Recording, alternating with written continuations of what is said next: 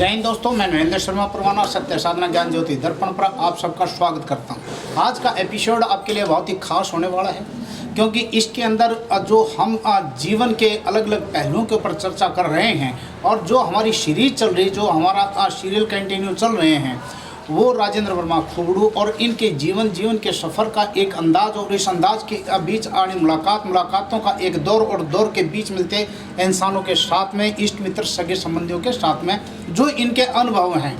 आज हम एक खास व्यक्तित्व, दोनों ही लाजवाब हैं, बहुत ही शानदार व्यक्तित्व हैं। एक तरफ आप देख रहे हैं, जरा परिचय करा दूँ आपके चिर परिचित राजेंद्र वर्मा खुबड़ू, विश्व प्रसिद्ध एक कार्टूनिस्ट, और ये साथ में हमारे बैठे हुए हैं रमेश जी। ये बहुत ही महान विद्वान, उच्च कोटि के शिक्षाविद हैं और राजकीय वरिष्ठ माध्यमिक विद्यालय गुम्बड़, जिला सोनीपत, हरियाणा प्रदेश का है, तहसील गन्नौर में पड़ता है। यहाँ पर ये जो है अपना सेवाएं दे रहे हैं और आज हम इनसे अलग से भी बातचीत करेंगे, बताएंगे कि इनके अंदर क्या कुछ विशेष खास बातें हैं, इनका डेडिकेशन शिक्षा के प्रति क्या है, इनके समर्पित भावनाओं के साथ में किए हुए कार्य की जो कर्म की खुशबू कैसे महकती है, किस प्रकार से जो है व्यक्तित्वों का निर्माण ये करते हैं, कैसे कैसे ये दिव्य गुणों से अलंकृत सुसज्जित व्यक्तित्व बनाते हैं, ये आज हम आपको ज़रूर बताएंगे। तो आज ज़रा मुलाकात का दौर शुरू करते हैं। मैं बीच में से थोड़ा सा निकलूँगा और ये जो दो महारथी हैं इनको ही बातचीत करने देंगे। ये आपस में आज के एंकरिंग भी यही करेंगे, आज के एक्ट प्ले भी यही करेंगे। तो राजेंद्र वर्मा खुबड़ू जी, ये जिम्मेदारी अब आपको सौंपते हैं। आप रमेश भाई साहब जो बहुत ही प्राचार्य महोदय हैं, और ये अभी मैं इनका अपना पूरा नाम, अपना पद और स्थान इनके मुखारबिन से मैं सुनना चाहूँगा। आप सर हमारे दर्शकों को अपना पूरा नाम बताइए, अपना पद बताइए और स्थान बताइए। सबसे पहले तो आप सबको नमस्कार। मैं Ramesh Kumar, principal government senior secondary school Gumbad में कार्यरत हूँ पिछले लगभग 5 वर्षों से, और मैं शिक्षा के क्षेत्र में एज ए लेक्चरर जो है मैंने 18/11/1993 को राजकीय वरिष्ठ माध्यमिक विद्यालय गसोली में ज्वाइन किया था। उस समय जब मैंने ज्वाइन किया तो ज्वाइन करने के बाद मैं लगभग अपने जो है लगभग 22-23 वर्ष तक मैं गसोली के अंदर रहा, 8/9/2016 तक। और अच्छा, ये रमेश भाई ये बताओ कि वहाँ पर जो आपका दो ऐसी खास बातें, एक दो लाइनों में बताइए जो गसोली के अंदर आपको रह करके याद आती है। सबसे बड़ी बात तो ये थी कि जी वहाँ गांव के लगभग 10-12 गांव के बच्चे आते थे। अच्छा। और मेरा शुरू से ही एक यहाँ जुनून रहा है या शिक्षा के क्षेत्र में रुचि रही है। मेरे पिताजी मुझे कहते थे कि मैं भी शिक्षक था, बेटे आप भी शिक्षक हैं और आपने शिक्षा के क्षेत्र में विशेष योगदान देना है। और मैं कोशिश ये करता था कि स्कूल के दौरान जब हमारे दाखिले होते थे, हमारी पढ़ाई का विषय होता था, पेपर होते थे, तो खुद भी जो है सारा दिन क्लास लेते थे। और जो दाखिलों के दौरान जो है मैं खुद एक कापी उठाता था और सारे स्टाफ की ड्यूटी लेता था, भाई मैं आपके साथ चलूँगा। और जब दाखिला हमारा रिजल्ट भी नहीं आता था तो उस समय जो है मैं सारे स्टाफ को ले जा कहता था कि आप दाखिला करें, और दाखिला अगर हम करके लाएंगे तो बच्चे अपने आप स्कूल में आएंगे। और मेरी कोशिश ये होती थी कि 9वीं से 12वीं की जो ट्यूशन फीस ली जाती थी उनसे चाहे मुझे 10 रुपये मिलते, चाहे 100 रुपये मिलते, चाहे मैं प्रोविजनल एडमिशन करता। भैया अगर इनका नाम हम जो है नामांकन कर लेंगे तो इनके मन में आएगा कि स्कूल में आपका नाम लिखा गया है और आप स्कूल में जाइए। तो छात्र संख्या बढ़ाने के साथ साथ मेरी एक इच्छा होती थी कि मैं रिजल्ट को भी जो है 100% करूँ।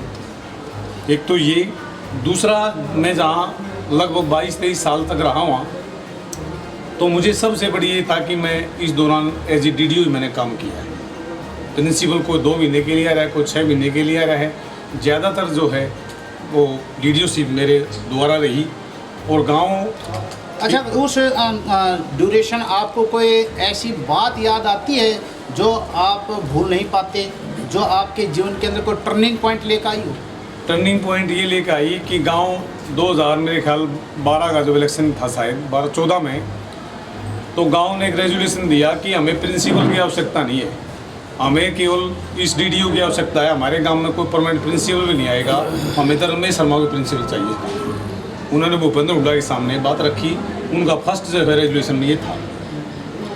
अच्छा, यहाँ जो आप अभी हम आपके जो जीवन के सफ़र की तरफ वापस लौटेंगे, मुझे बीच में थोड़ा सा जो है इंटरप्ट करना पड़ा, उसके लिए मैं क्षमा चाहूँगा, क्योंकि मैं चाह रहा हूँ कि दो धुरंधर बैठे हुए हैं और इन महारथियों के साथ में मैं बीच में कहीं पिछूँ ना, तो इसलिए मैं साइड में हो रहा हूँ। तो राजेंद्र वर्मा खोबड़ू और ये रमेश शर्मा जी, इनका जो कुछ अपने जीवन के एकाधे अनुभवों को ताज़ा करें। आज जैसे मुलाकात हुई है राजेंद्र भाई, तो क्या आप ये एक्सपेक्ट कर रहे थे कि यहाँ पर आपको ये तगड़ा आदमी में लगा? परवाना जी देखिए, जैसे ही आपका फ़ोन गया ना घर पे, हाँ, तो मैं कुछ काम में व्यस्त था, हाँ, तो मैंने आपसे इजाज़त मांगी कि आधा घंटा लगेगा, मैं तैयार हो जाऊँगा। जी जी। तो मुझे इस बात का बिल्कुल भी ज्ञान नहीं था, ना इसका पता था कि भाई वहाँ Ramesh ji as a principal मिलेंगे, जो मेरे साथी रहे हैं। हम अक्सर ट्रेन में और वैसे भी मिलते रहते थे और आपस में चर्चा करते थे बच्चों के बारे में, एजुकेशन के बारे में। तो अब जैसे ही यहाँ आए तो और रमेश जी आपके साथ आए, तो तब भी मुझे नहीं पता था कि भाई, मैंने सोचा कि भाई मतलब एज ए टीचर या एज ए लेक्चरर जरूर होंगे यहाँ जी पे। जी। प्रिंसिपल का तो मुझे आभास भी नहीं था कि भाई प्रिंसिपल यहीं पे होंगे। और ये कितनी बड़ी खुशी की बात है कि हम बिल्कुल साथ साथ रहे हैं। और आज जहाँ मैं शिरकत कर रहा हूँ, जिस समारोह में आपने अवसर दिया बच्चों को कुछ एड्रेस करने का अपनी कला के बारे में, तो वहीं पर रमेश जी जो ना प्रिंसिपल के रूप में मुझे मिलेंगे, तो ये एक फ़ख्र की बात है। मुझे बड़ा अच्छा लगता है कि जब हमारे साथी किसी न किसी पद पर आसीन, जब उनसे मुलाकात होती है तो खुशी होती है। अच्छा रमेश जी, ये कोई ऐसी बात, क्योंकि ये कार्टूनिस्ट हैं, हंसी मजाक इनका अपना मतलब अंदाज है, कोई इनकी ऐसी बात याद आती है जो कि आपको कभी घर में भी सुनाई हो या अपने यार दोस्तों के साथ में शेयर करी हो, जो आपको हंसी मजाक की बातें याद हैं? वर्मा जी स्वभाव से बड़े शील हैं, हंसी मजाक भी करने वाले हैं, ज्ञानी हैं। और विशेष रूप से जब हम दोनों ट्रेन में जाते थे तो उस समय भी ये हंसी खुशी की बात करते थे।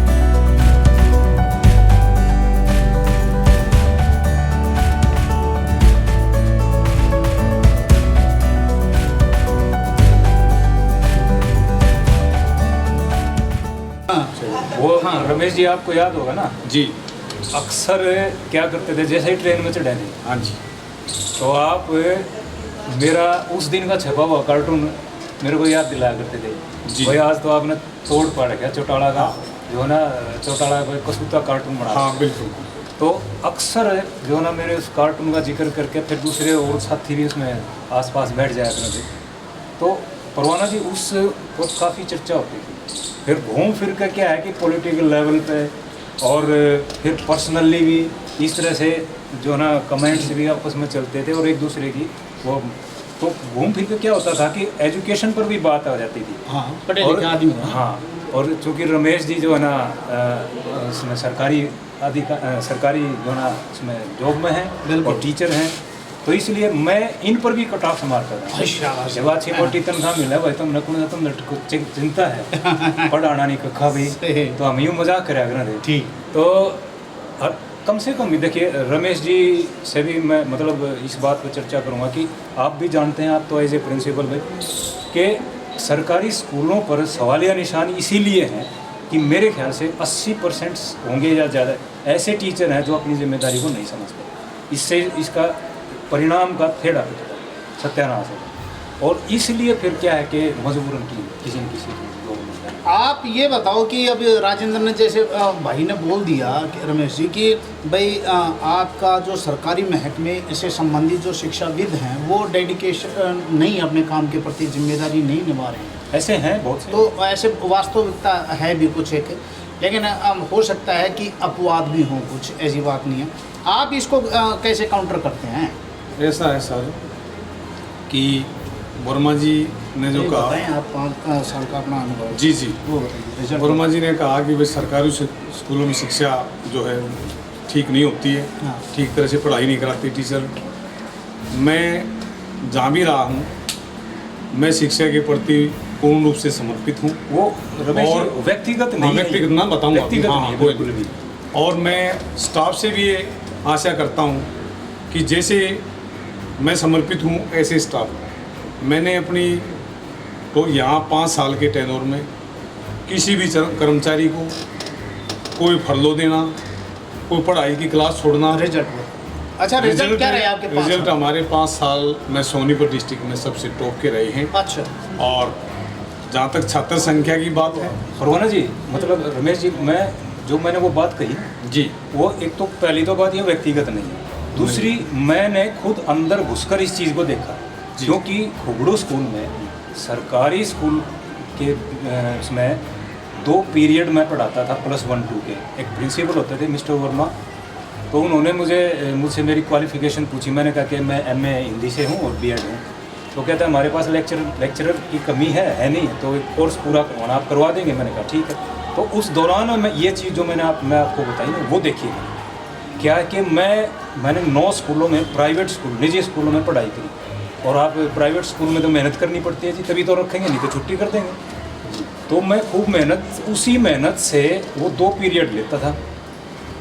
तो एक प्राइमरी स्कूल का टीचर बैठा था नीम के नीचे जी, पजामा यूँ टांग रहा, अच्छा यहाँ तक, और आगे जो ना स्टूल के ऊपर पैर रख रहा, बच्चे कूदने लग रहा, वो उसने ठाक पटकन लग रहा, वो उसने ठाक पटकन लग रहा, बस अपना खाज करना लग रहा यूँ। मेरे तो नुरारा और माँ नुरारा घना गाना ला करते पढ़ाई करवान में। अच्छा। तो मैं उसके पास गया जी, तो मैंने उसको ये बड़ी पिंचिंग बात कही। मैंने कहा जो आप जैसे जो क्रिएचर है ना, ये जो सरकारी स्कूलों का सत्यानाश कर रहे हैं। आप यहाँ तक पजामा आपको टांग के बैठे, आपको बैठने की तमीज़ नहीं, जो ना अच्छी तरह से आप भाई आप लग ही नहीं रहे टीचर हैं, आप तो पाड़ी लग रहे हैं यहाँ पे। आपकी सिचुएशन ऐसी, क्या पढ़ाओगे आप, क्या सिखाओगे बच्चों को, इम्प्रेशन। तो मेरा मतलब क्या है, वो व्यक्तिगत ना होकर ऐसे टीचर्स की भरमार है जी, आपको मानना भी पड़ेगा मेरे ख्याल से।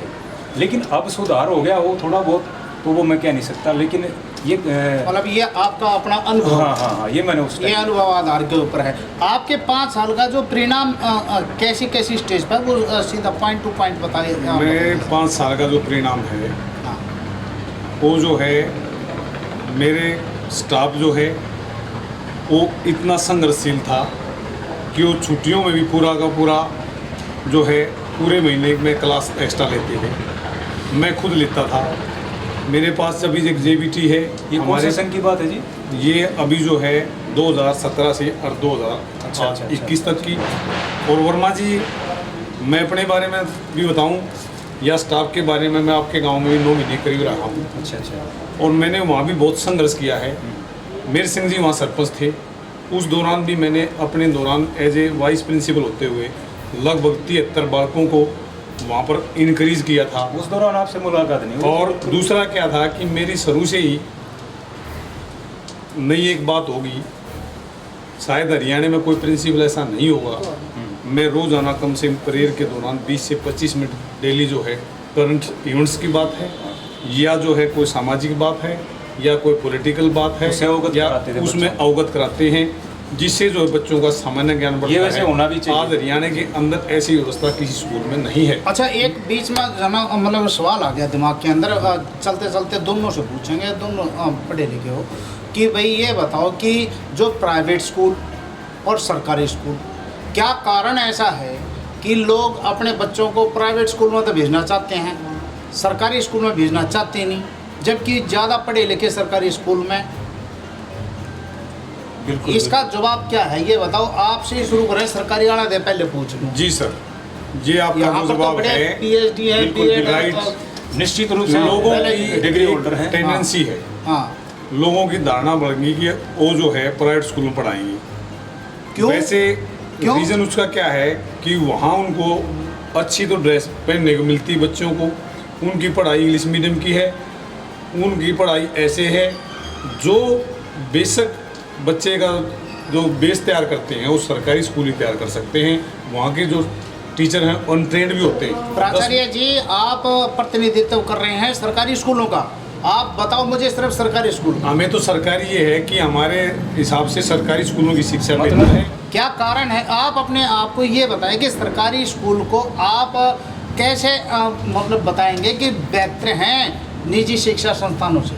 मैं ऐसा है सर, आपको बता देना चाहता हूँ कि जो मेरे यहाँ 5 साल के रिजल्ट हैं, स्टाफ ने बहुत ज़्यादा मेहनत की है और बच्चों को इनक्रीज करने में जैसे मैं सहयोग करता हूँ, 5-4 टीचर ऐसे हैं जो मेरे साथ ऐसे ही काम करते आप हैं। बताओ कि प्राइवेट स्कूल अपने आप को जो कैसे प्रमोट कर रहे हैं, जो शिक्षा संस्थान हैं और सरकारी स्कूलों से ज़्यादा उस तरफ रुझान क्यों बढ़ा है?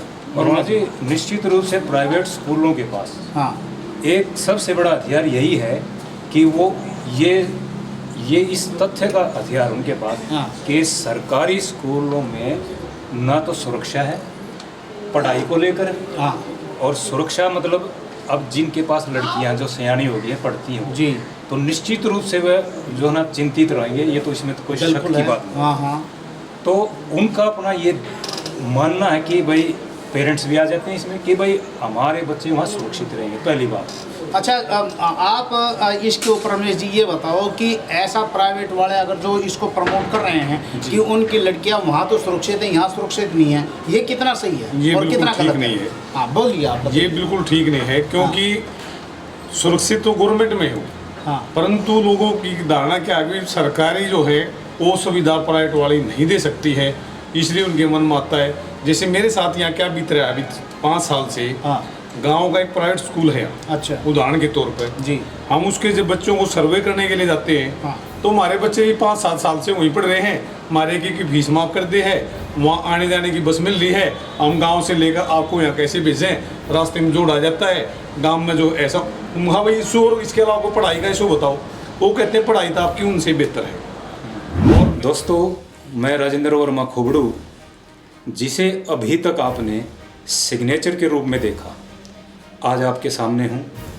मुझे हर रोज़ प्रातः 8 बजे सत्य साधना ज्ञान ज्योति दर्पण पर देखेंगे। ज्ञान ज्योति दर्पण वेबसाइट पर, फेसबुक सत्य साधना पर नियमित रूप से हम मिलेंगे। आपने चैनल सब्सक्राइब किया है तो उसके लिए मैं आपका धन्यवाद करता हूं, और नहीं किया है तो कृपया सब्सक्राइब करें और लाइक करें, अपने कमेंट्स भी दें, और हाँ, इसके साथ आप इसे शेयर करना ना भूलें प्लीज़। अनछुए पहलुओं पर हम मिलते हैं, मनोरंजन भी करेंगे उसके साथ, और आपको कार्टून बनाने की कला से भी अवगत कराएंगे। दोस्तों, आपको हमारी यह वीडियो कैसी लगी हमें कमेंट करके जरूर बताएं। वीडियो अच्छी लगी है तो इसे लाइक करें। ज्यादा से ज्यादा लोगों को व्हाट्सएप, इंस्टाग्राम, ट्विटर, फेसबुक पर शेयर करें, और चैनल पर नए हैं तो इसे सब्सक्राइब जरूर करें। और हाँ दोस्तों, पास में लगे बेल आइकन को जरूर दबाएं ताकि जब भी हम ऐसी कोई इंफॉर्मेटिव वीडियो आपके लिए लेकर आए तो उसका सीधा संपर्क आपके फोन से हो जाए। आप हमें इंस्टाग्राम, ट्विटर, फेसबुक पर फॉलो भी कर सकते हैं। इसका लिंक आपको हमारे डिस्क्रिप्शन में मिलेगा। देश और दुनिया की खबरों को पढ़ने के लिए आप हमारी वेबसाइट ssgjdnews.com पर लॉगिन करें।